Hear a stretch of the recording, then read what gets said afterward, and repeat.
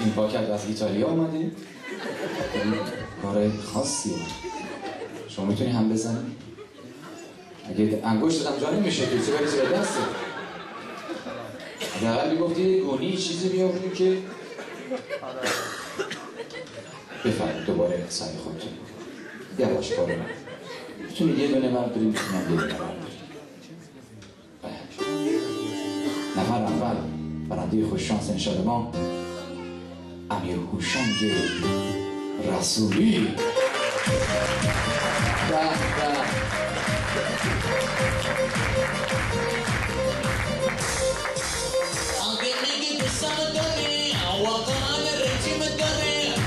باشو بیچرخ وسم یکم آبشه این شکا کاری نداره پاشو بیا این بدی حتی کنو اون بدی موقع یه بدی دوباره افتخار عرضش نگاشت یک نفر دیگه بلند و بعد قصه تمام هستیم و من دلشون میکنم اینا رو. شما چقدر وقت دارید در زن؟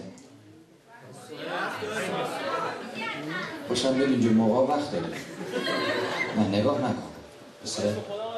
نه عزیزم خدا اسم تو پیدا نمیشه جلو اسم تو هم tak بزرگی که اون زیر بیدار نشد. اشکالی نداره شما به من اعتماد کن. آقای مهرابی سوء استفاده نکن از اخلاقت. من یهو قاطی میکنم یهو اینجا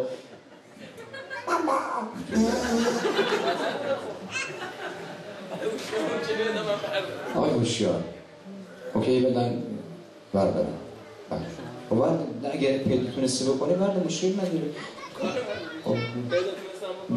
با من مسئولیتش به من نهایت مهرابی واقعا که دیگه خیلی امشب شلوغش کردی ها. از شام خبری نیست ها. بریز توش یه دونهشو بردارده نداره همزدهشو بعدن میگه چیز چشاتو ببن بدون اون بر ننوشته این برش. بله آقای داورپنا میدون نفر بیان بالا بیقرارم تو کردی چشم انتظارم تو کردی نگری به قلبت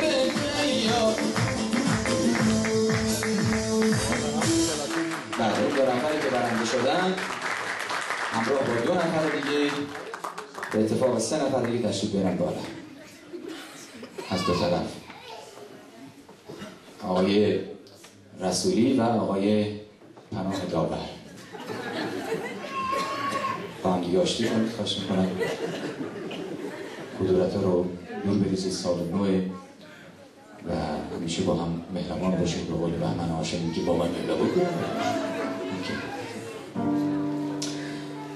به پایان آمدیم کفتر کلاغه همچنان باقی است. شما خودتون معرفی بفرمایید. علی داورپنا. شما؟ امیر هوشنگ رسولی. از اینکه برنده شدی چه احساسی دارید؟ احساسی ندارم.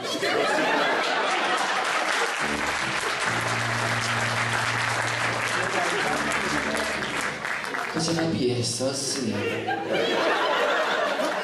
از این یاد بگی کوهی از احساس. شما از من چه احساسی دارید؟ احساس خوبی دارم. درود بر شما که احساس همیشه احساس خوب باشه. احساس مفتی نمیشه. احساسی این خودت این کار است. من رو برای شروع میکنم. شما تا حالا خدا بوده؟ حالا بودم.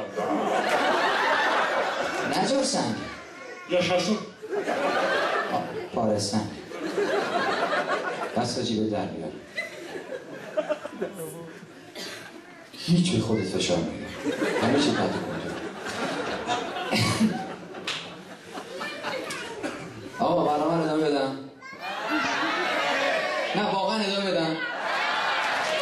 زنجیر منو باختی پشت کو انداختی بابا اومده من نمیدونم. عزیزان به من الان اطلاع دادن که همه شما شام دعوت هستید در منازلتون. جای قول بالاخره تدارک نمیذاشتیم. خیلی خوشحال شدیم. آقای مهرابی عزیز رو تشریف بفرمایید.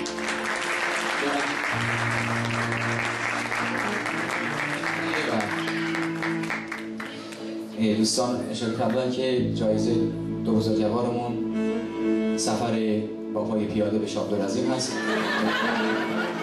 نه جدا حالا به مشهد که فرمودید با هواپیما یا قطار اتوبوس سواری؟ هواپیما مبارکتون باشه.